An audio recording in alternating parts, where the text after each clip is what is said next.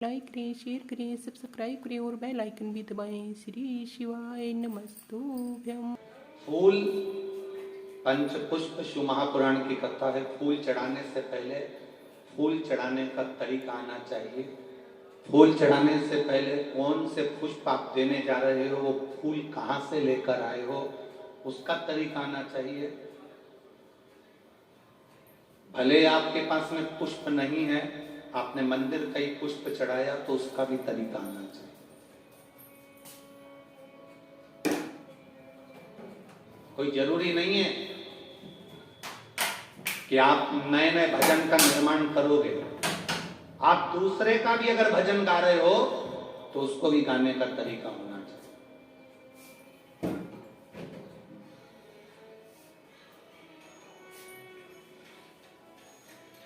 पुष्पदंत गंधर्व है और गंधर्व के साथ में उसको वर प्राप्त है कि ये दिखेगा नहीं,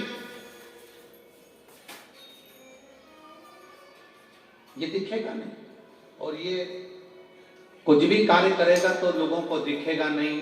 इसकी वाणी नहीं दिखे सुनाई नहीं देगी, इसके शब्द नहीं सुनाई देंगे, ये सामने दिखेगा नहीं। ये पुष्पदंत गंधर्व की कथा। पुष्पदंत गंधर्व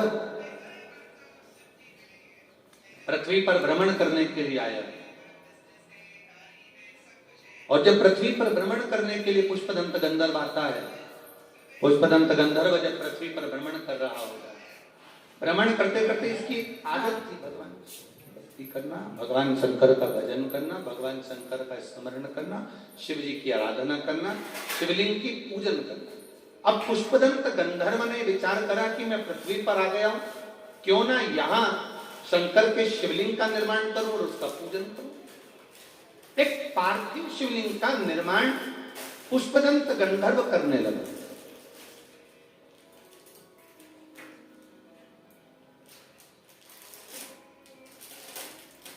और पार्थिव शिवलिंग का निर्माण कर कर उसका पूजन करता, कहीं से फूल पत्ती मिल जाते समर्पित कर।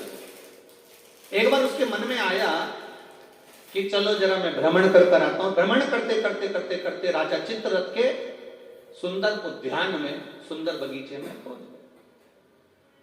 कभी कभी आप भी जाते जाते रथ के लिए तोड़ लेती हूं।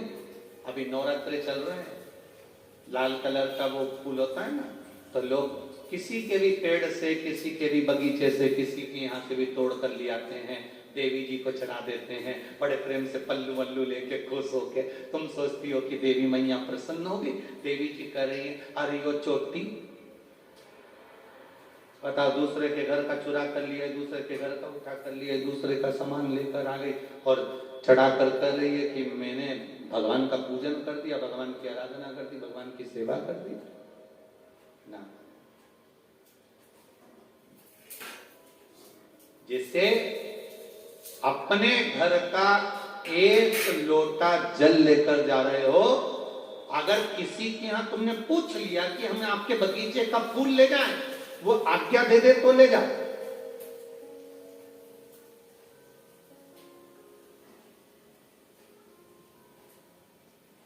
वो आज्ञा दे, लेकर।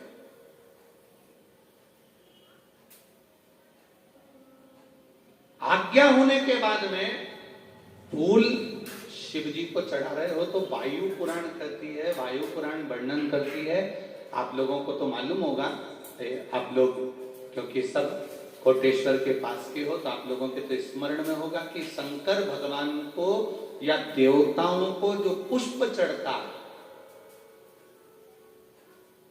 उस फूल को अगर कोई पेड़ पे से, डाली पे से तोड़ा जाता है तो नहाकर नहीं तोड़ते। भगवान को चढ़ने वाले पुष्प को बिना नहाए तोड़ा जाता है।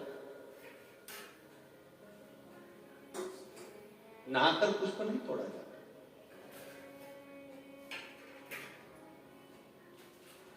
कितने लोग हैं जो बगीचे से फूल तोड़ते होंगे तो नहा के तोड़ लेते होंगे, और कितने लोग हैं जो बगीचे से पुष्प तोड़ते हैं तो सुबह सुबह उठे, मंजन आदि करा, हाथ पैर धोया, बगीचे में गए, डाली पे से फूल तोड़े और भगवान को समर्पित करे। वायु पुराण वायु पुराण का शब्द कह रहा है भगवान को समर्पित होने वाले पुष्प जब आप तोड़ते हैं, लेकर आते हैं,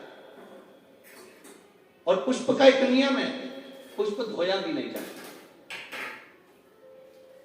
पुष्प को पानी में धोते नहीं, जैसा डाली से मिला है बस उसको लिया, रख दिया। जब आप पूजन करने के लिए बैठे और पूजन के समय पर उस पुष्प को तुमने उठाकर भगवान को समर्पित किया, भगवान को चढ़ाया, भगवान को समर्पित करना प्रारंभ करा। अब आप लोग कहेंगे गुरुजी शरीर बासी है, शरीर हमारा बताओ, हम स्नान करे नहीं है और स्नान नहीं करे और फूल तोड़ लिया तो वो फूल अशुद्ध नहीं हो गया? वो फूल शुद्ध ही नहीं हुआ। वायु पुराण कर रही है, वायु पुराण वर्णन कर रही है भगवान को चढ़ने वाला पुष्प जब हम डाली पे से उतार कर लेकर आते हैं और लाकर हम भगवान के पास में कहीं स्थान पर रख देते हैं, और स्नान करने के बाद जब हम शंकर भगवान को या कोई भी राम जी को, कृष्ण जी को, ठाकुर जी को, देवी जी को वो पुष्प जब समर्पित करते हैं तो उससे ना जाने कितने कितने दोष हमारे जीवन के समाप्त हो जाते हैं। ये वायु पुराण वर्णन कर रहे हैं, ना जाने कितने कितने दोष हमारे समाप्त हो जाते हैं। ये वायु पुराण कर रहे हैं, ये वायु पुराण कर रहे हैं। अब पुष्पानंत गए, देखते देखते चित्ररथ राजा के बगीचे में प्रवेश कर गए। अब चित्ररथ राजा के बगीचे में प्रवेश कर, बड़ा सुंदर बगीचा था, बड़ा सुंदर, देखकर मन में उमंग आ गई कि मुझे इसमें से पुष्प तोड़ना। राजा चित्ररथ के बगीचे में प्रवेश कर गए, बिना पूछे, बिना जाने, बिना बात करे, बस बगीचे में गए और फूल तोड़कर, पत्तियां तोड़कर लेकर आ गए और लाकर उन्होंने भगवान शंकर को समर्पित करना प्रारंभ किया। तो सेवक थे वो बगीचे पहुंचे और बगीचे से पुष्प लेकर आने लगे। बगीचे से जब पुष्प लेकर आए तो बगीचे में जाकर क्या देखते हैं कि वहां तो एक भी पुष्प नहीं है, सारे पुष्प टूट चुके, कोई ले जा चुका। कोई बात नहीं, टूट कर नीचे गिर गए होंगे। दूसरा दिन हुआ, तीसरा दिन हुआ, चौथा दिन हुआ, पांचवा दिन हुआ, रोज बगीचे से फूल गायब हो जाते हैं, रोज बगीचे से फूल समाप्त हो जाते हैं और वो फूल मिल नहीं पाते हैं। बड़ा दुखी होते हैं राजा। आज राजा को क्रोध आ गया, आखिर बगीचे में से फूल चुरा कौन रहा? पता नहीं, हमने बहुत ढूंढा पर मिल नहीं रहा, बहुत प्रयास करा पर मिलता नहीं।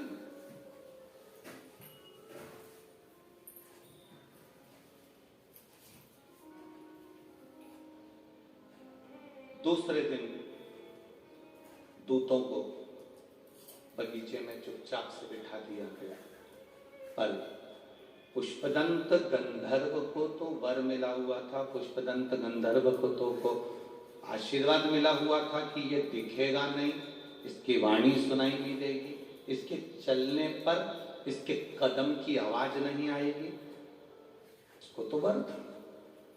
अब ना तो वाणी सुनाई दे रही है, ना कदम चलते हुए दिख रहे हैं, ना ये दिख रहा, और फूल टूट गए, ले गए। राजा को क्रोध आ गया। चित्ररथ राजा ने विचार करा कि मेरे यहां से रोज फूल जा रहे हैं, पकड़ाई में नहीं आ रहा, तो करूं क्या? राजा चित्ररथ शिव जी की उपासना करता था, भगवान शंकर का भजन करता था, शिव जी की आराधना में डूबा रहता था। आज उसने विचार करा शंकर जी पे से चढ़ा हुआ निर्माल्य बेलपत्र उठाया जाए और शिव जी पे से चढ़ा हुआ निर्माल्य उठाकर, बेलपत्र उठाकर बगीचे के आसपास में डाल दिया जाए।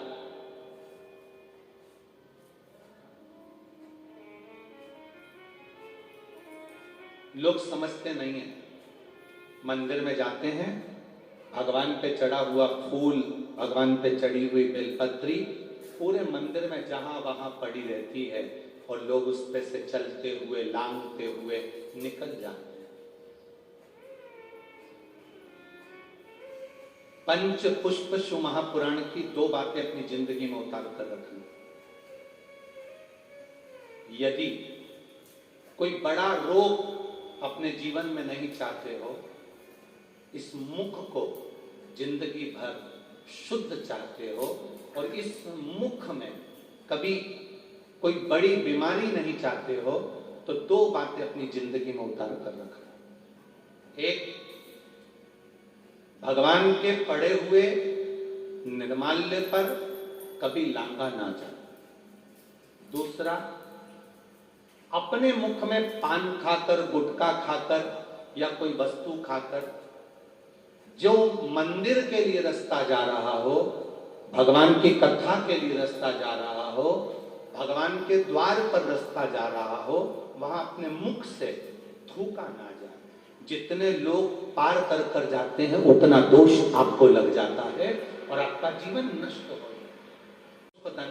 वापिस बगीचे में फूल तोड़ने के लिए गया, जाते ही बेलपत्री पर उसका पांव रखाया, किसी को आवाज नहीं आई, पुष्पदंत दिखाई नहीं दिया, और अंदर जब प्रवेश कर गया, प्रवेश करते ही बस देवाधिदेव महादेव कैलाश पर विराजमान थे और उनको क्रोध आ गया,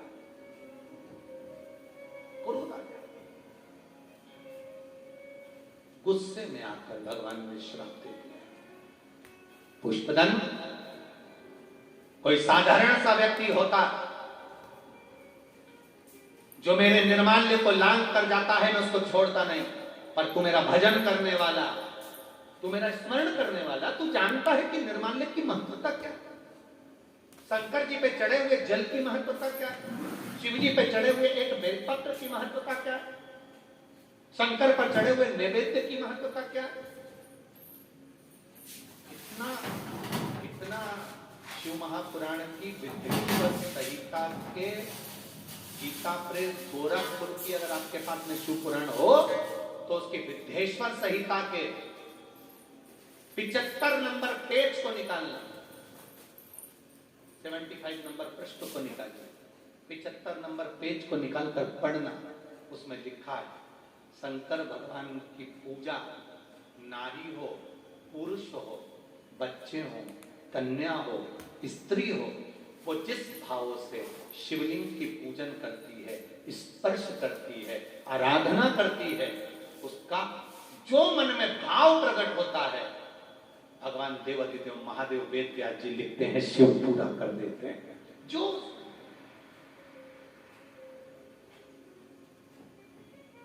शंकर भगवान पर चढ़ा हुआ जल, शिव जी पर समर्पित किया हुआ जल जो आचमन कर लेता है, शरीर में कितने भी रोग हो रहे हो, वो रोग धीरे धीरे समाप्ति की ओर जाना प्रारंभ। अब कई लोग कहते हैं कि साहब शंकर जी पे चढ़ा हुआ कैसे लें, शिव जी पे चढ़ा हुआ कैसे लें। ना ना ना ना, शिव महापुराण गीता प्रेस गोरखपुर की विद्वेश्वर संहिता निकालो और गीता प्रेस गोरखपुर की शिव पुराण के 75 नंबर पेज को निकालकर उसमें स्पष्ट कहा गया, शंकर जी पे चढ़ा हुआ जल, शिव जी पे चढ़ा हुआ कोई द्रव्य, शंकर द्रव्य नहीं, शिव जी पे चढ़ा हुआ कोई पदार्थ जो भगवान शंकर को नैवेद्य लगाया गया है, शिव जी को जो नैवेद्य समर्पित करा गया है, शंकर भगवान को जो खाने की सामग्री समर्पित करी गई है, उस वस्तु का, उस पदार्थ का, उस नैवेद्य का केवल मात्र अगर कोई संसार का मनुष्य शंकर भगवान के प्रसाद का मात्र दर्शन भी कर लेता है, तो भी उसके रास्ते में आने वाली बाधाएं अपने आप समाप्त होना चालू हो जाती हैं। यहां तक वर्णन किया, यहां तक शिव पुराण गए। भगवान शंकर को क्रोध आ गया और देवाधिदेव महादेव को जब क्रोध आया, शिव जी को जब क्रोध आया, शंकर भगवान को क्रोध आया और उन्होंने कह दिया, पुष्पदंत तू मेरा भजन करने वाला, पूजन करने वाला, अर्चना करने वाला, तू गलती कर रहा, मैं तुझे श्राप देता हूं, छुपने की कला, दिखने की कला जो तेरी थी, इसको मैं समाप्त करता हूं। और बस इतनी देर में तो चित्ररथ को पुष्पदंत दिख गए, पकड़ लिया, ले जाकर सभा में खड़ा कर दिया। चित्ररथ ने पुष्पदंत से पूछा, तुम कौन हो? मैं गंधर्व हूं, इंद्रलोक में रहता हूं, आपके बगीचे में फूल अच्छे दिखे थे, पुष्प अच्छे नजर आ रहे थे, इसलिए मैंने तोड़े। पुष्प अच्छे थे, मैंने तोड़े, भगवान के पूजन में ले गया। शंकर भगवान प्रकट होकर कहते हैं, रे पुष्पदंत, तू मेरी पूजन कर रहा है और चोरी की वस्तु से कर रहा है, ऐसी पूजन मुझे नहीं चाहिए, ऐसी पूजन नहीं चाहिए। आप देवादिदेव महादेव की जब पूजन करने बैठो तो झोली पसार कर बाबा से कहा करो, बाबा इतना देना कि मुझे किसी के आगे हाथ फैलाने की जरूरत नहीं पड़े, तेरे दरवाजे से झोली भरा जाए और मेरा सब कार्य आपकी कृपा से हो जाए, बस इतनी कृपा।